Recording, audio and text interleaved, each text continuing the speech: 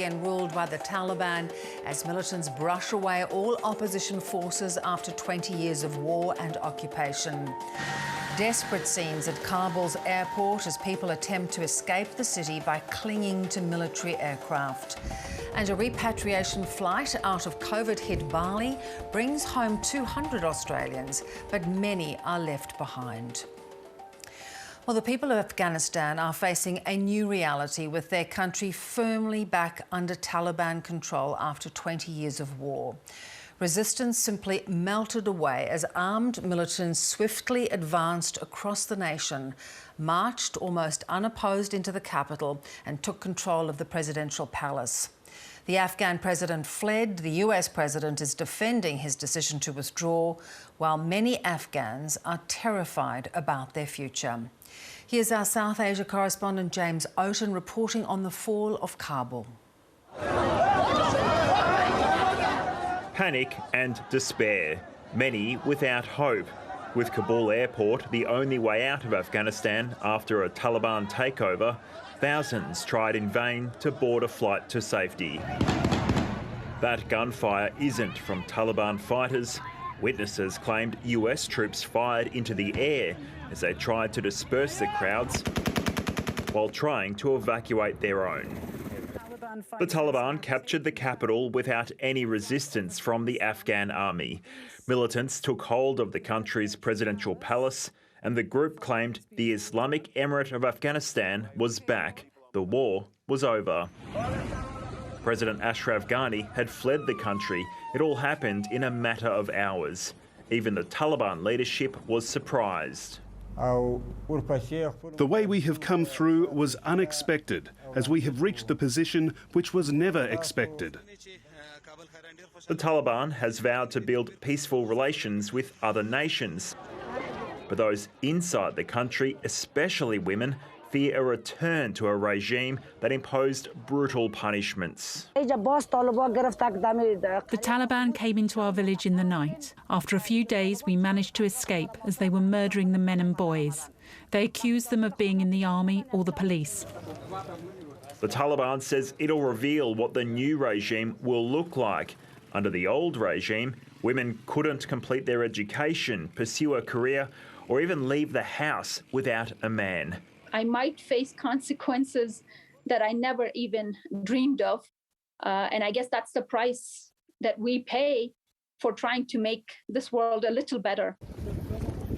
The price of a 20-year war borne not only by Afghanistan, but by thousands of foreign troops who sacrificed their lives for a better future. James Oaten, ABC News. Well, with the Taliban in control of Kabul, thousands fled to the city's airport, desperate to find a way out. ABC correspondent Greg Jennett reports from Washington. The charge of Kabul's Forsaken was a breathless chanting statement that America had no right to leave them in its military flight to freedom. Huddled beneath the wing, men clung to the undercarriage, but horribly not for much longer. When the jet's landing gear disappeared, so did their grip on life. Some fell to earth. Humanity's surge on the airport could be seen from space. It had started right back at the terminal, all to evade Taliban militia outside. But US forces grew impatient to restart their stalled airlift. Low passes by attack helicopters brought the tarmac turmoil to an end. 3,000 troops then reclaimed it. Shortly thereafter, the first C-17 landed with US Marines on board. In Washington, Marine One landed with a president on board to try to balm a nation's wounded pride. The scenes we're seeing in Afghanistan, they're gut-wrenching. The truth is, this did unfold more quickly than we had anticipated. He'd studied the debacle in public silence for days, backed his own judgment. I stand squarely behind my decision. And outlined the Biden doctrine that US military force is best used to help those prepared to help themselves. American troops cannot and should not be fighting in a war and dying in a war that Afghan forces are not willing to fight for themselves. All retreat, yet somehow no surrender, is Joe Biden's presentation of this inglorious end. That is, his order for US forces to quit Afghanistan remains unshakable, even if the war on terror must now be waged remotely. Either way, the president's leaving no one in any doubt about his thinking, an act of either bold leadership or desperate persuasion. Greg Jennett, ABC News, Washington. And we'll have more on the Taliban takeover later in the program. Around 200 Australians have now been evacuated from Bali on a government-assisted repatriation flight. They're leaving the island as COVID infections continue to rise. Here's Indonesia correspondent Ann Barker. These Australians are the lucky ones. Some travelled to Bali as tourists and got stuck due to the pandemic. Others were on extended work trips. And some called the Indonesian island home.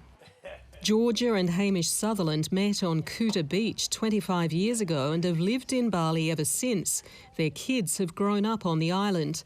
But after a year of homeschooling, they're heading home, taking with them a lifetime of memories. We just built a life, and we love the Balinese, love their spirituality, their everything about this island.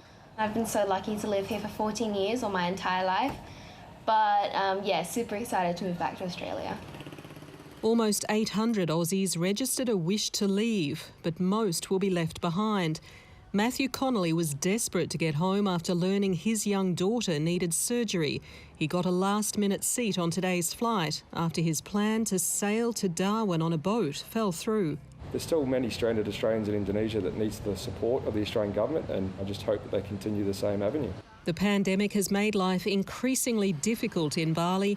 Tourism revenue has evaporated. Tens of thousands of people have lost their jobs and income. Hospitals are under strain, and one has put up tents in case the surge in infections continues. We hope the tents will never be used, but we're getting ready.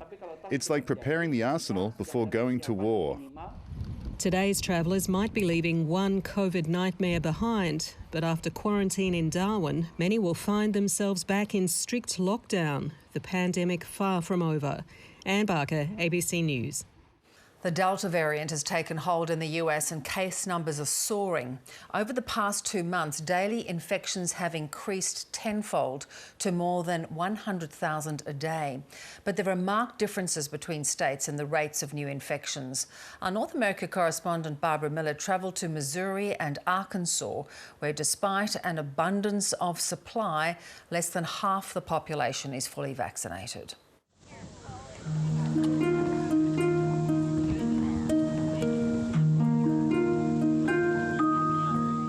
Pandemic? What pandemic? In the midst of Missouri's holiday season, it can feel like 2020 was just a blip. We're healthy and young, and we're not going to miss out on another summer. Many people here aren't planning on getting the COVID shot anytime soon. Yeah, I'm not against the science of vaccines, but I am for standing up for people's choice. A big part of me doesn't know if I really trust it. I think it was a little bit rushed, quite a bit rushed, really. You have kayak, bud? The owner of this water sports business is also holding out. Personally, it just seems like there's a lot of money that's been made or is going to be made off of it. And not that it wasn't vetted thoroughly, but it just is kind of one of those things. Anytime it comes around that quickly, to me, it makes me nervous. I would just like to see how it's going to do before I do it myself. It's clear that the messaging from the White House that people should trust in the science and get vaccinated for the good of the community is just not working for some people here. So local authorities, finding they can't even give away the vaccines, have started to offer a host of incentives to try and entice people to get the shot. In the city of Springfield, the offer of a free pint is enough to get some people over the line. Beer is kind of an incentive a little bit to be able to hang out and relax after getting the shot. I was a little anxious about getting it, but... What we're trying to do with events like this is to go to where the people are to have trusted partners, places that they go routinely. And do people actually come for a free beer? Absolutely. Alcohol breaks down a lot of barriers. The pub also draws a younger crowd, a demographic health authorities are desperate to reach. That's it. There you go. Thank you. You're welcome. At the local hospital, they thought the worst of the pandemic was behind them. But then came Delta. Can you tell me what we're waiting on room 1? So really, this Delta variant is a game changer. I mean, it's just made things much worse. In early June, Missouri was averaging 300 new COVID cases a day. In recent weeks, that's increased tenfold. The volume in the emergency department is very high with patients with COVID symptoms and COVID infections. And then upstairs as well in the hospital, we've got about 150 patients hospitalized right now with COVID. The patients now are on average younger and sicker and almost always unvaccinated. Certainly in these past couple of months, I haven't admitted anybody who's been vaccinated. Across many Midwestern and Southern states, it's a similar story. Vaccination rates here in neighbouring Arkansas are also well below the national average. We've come to this small community, Siloam Springs, where the governor, a Republican, is turning up to hear community concerns. The governor calls it a COVID conversation, but it feels more like a few rounds in the ring. We're going to be living with people dying if we do not increase our vaccination rates. So I still need to get that message out.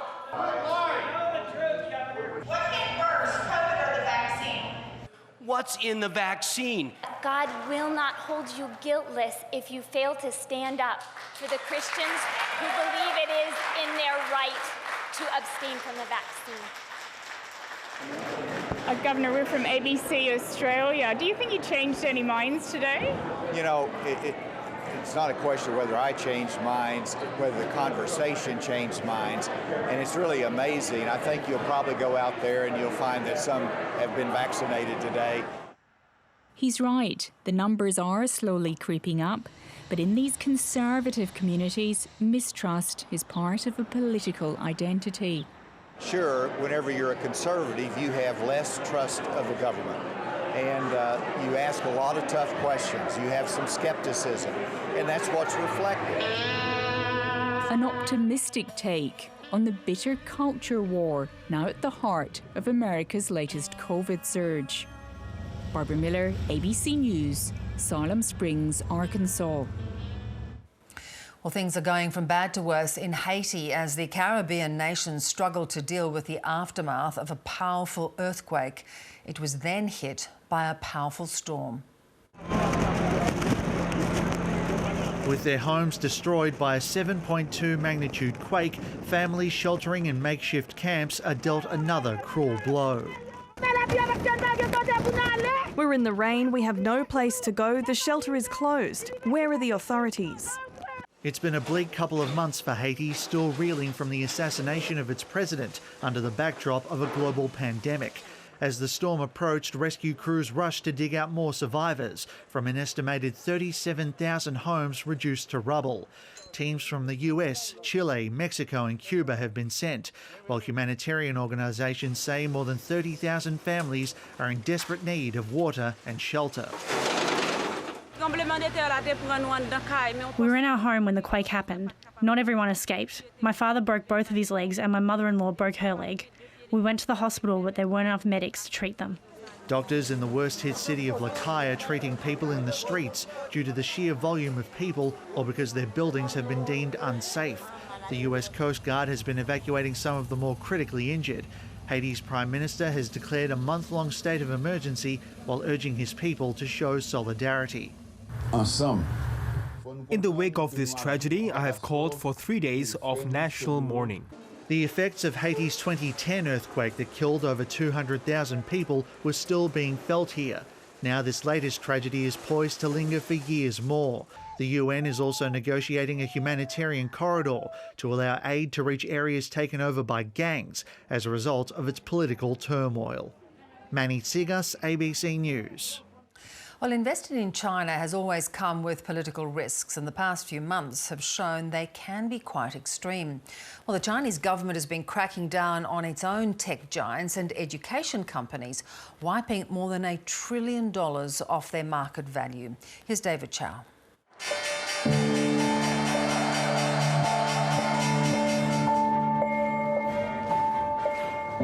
Jack Ma was China's richest man until this year. It seemed everything he touched turned to gold. Well, almost everything. But the music stopped when he gave a controversial speech in October 2020, criticising China's banking system for its lack of innovation. The mystery now surrounding tech tycoon Jack Ma. Why is this Jack Ma billionaire laying low? Regulators then slapped his company Alibaba with a record fine of $3.8 billion for breaching anti-monopoly laws. They also torpedoed his plans to list his financial technology company, Ant Group, which was destined to be the biggest share market float in history. Since then, the Chinese government has cracked down on more than 30 tech firms. Without Jack Ma's speech, I guess the regulators first would not be so infuriated. Many Chinese tech firms have shares on the US stock market, where it's tougher for Beijing to regulate that money. But they're now being penalised for alleged breaches of competition law, which happened years ago. Some analysts are warning that it's becoming too risky to invest in Chinese companies. The tech giant Tencent was also criticised by state media for its so-called spiritual opium, or video games that were considered too addictive. It's no wonder Chinese tech stocks have suffered an absolute meltdown, and why markets in Shanghai and Hong Kong are doing much worse than everyone else. From our perspective, it looks like a terrible own goal from China. They wipe out billions of the value of these stocks overnight. The Chinese government has also been keen to weaken the influence of its tech billionaires and anyone who may potentially become too powerful. After all, these tech firms have gathered a lot of valuable info about China's billion or so citizens, and the leadership does not want that to fall into foreign hands. Another high-profile target, Didi, known as China's version of Uber, defied the government by listing on the New York Stock Exchange. Retribution came swiftly as China suspended Didi's app from the nation's mobile stores, causing its share price to tank. They've got a longer-term view. They want to make sure that these companies are working not just in the company's interests, not just in the consumer's interests, but in the government's interest, the nation's interest. The Chinese government has warned there will be more crackdowns, and the companies at greatest risk are the ones with the most exposure to the masses, where the power and influence of the CEOs rivals that of the ruling party. One key feature of Xi Jinping's policies is that he's not pursuing economic growth at any cost. I think many people have become complacent about some of these big Chinese stocks. They thought they were too big to touch, too important to the Chinese economy for the Chinese government to meddle with.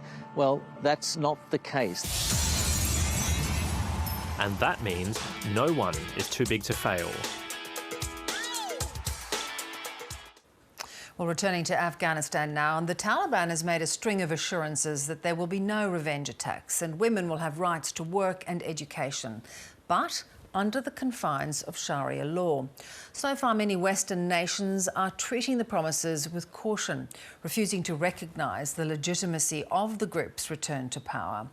Stan Grant takes a look at the new Taliban, where they've come from and what they are seeking this time around.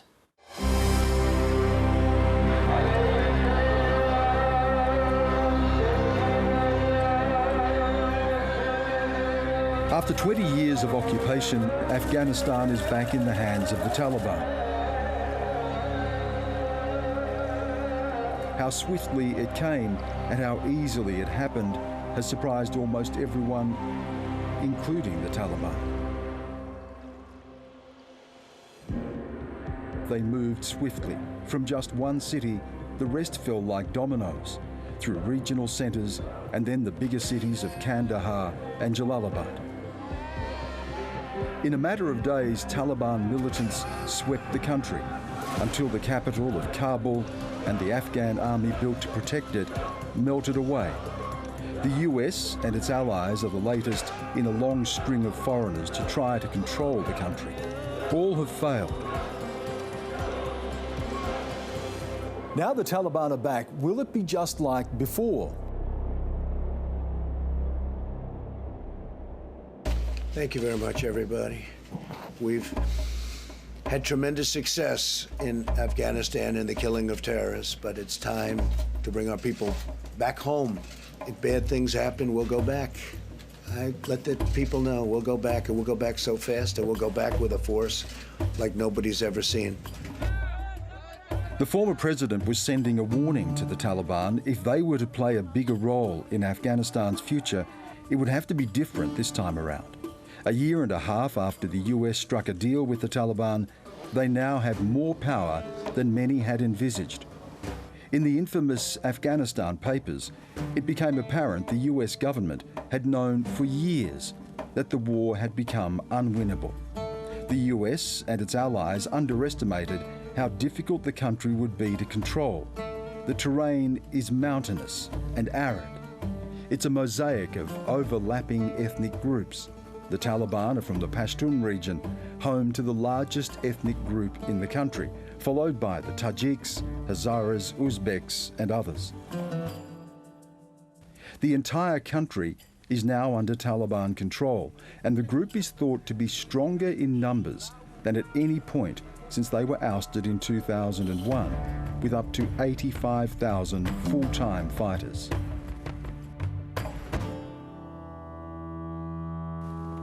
The Soviet occupation of Afghanistan in the 1980s was bloody and brutal. When they withdrew, they left a power vacuum and a civil war. This set the stage for the Taliban's takeover of the country in 1996. Their first regime was ruthless and allowed al-Qaeda to grow in their midst. We have unconfirmed reports this morning that a plane has crashed into one of the towers. Barely weeks after 9/11, the US and its allies invaded Afghanistan. It only took 3 months for the Taliban to lose all their territory.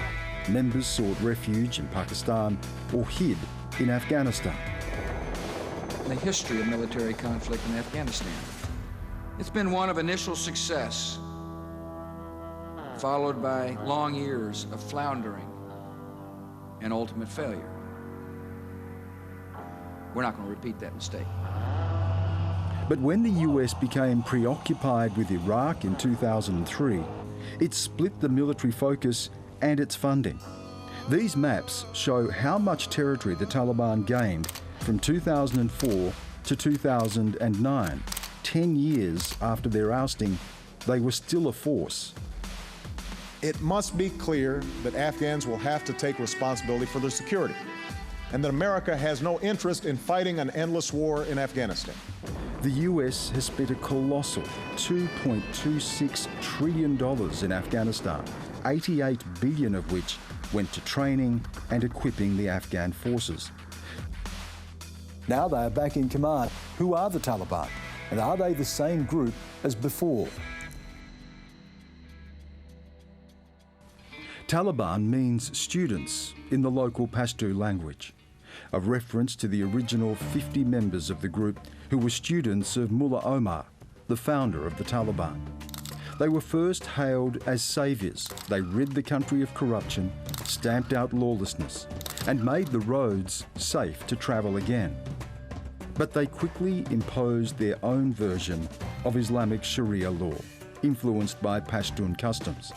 There were public executions, amputations for those found guilty of theft. Men were made to grow beards, women had to wear burqas. They banned television, music and cinema, and disapproved of girls over 10 going to school. I think of those young people who never went through the Civil War 20 years ago, who have gotten an education, many of them finishing university. They were the future of the country. They are absolutely terrified. In 2021, the Taliban returns with a leadership structure already in place and poised to govern. They're led by Amir al-Mu'minin, who is the former Chief Justice. There are 3 deputy leaders and then ministries, much like any government overseeing the military, economy, intelligence. Alongside that sits their own legal and judicial system to enforce Sharia law. Their properties, their lives are safe. There will be no revenge on anyone. We are the servant of the people and of this country. Despite assurances, there's little to indicate the Taliban will moderate their strict beliefs this time. We have already seen news reports that many girls have been sent back from university. A lot of them have been asked to get married, at age 15, 12. Already, posters of women on shops in Kabul are being covered up.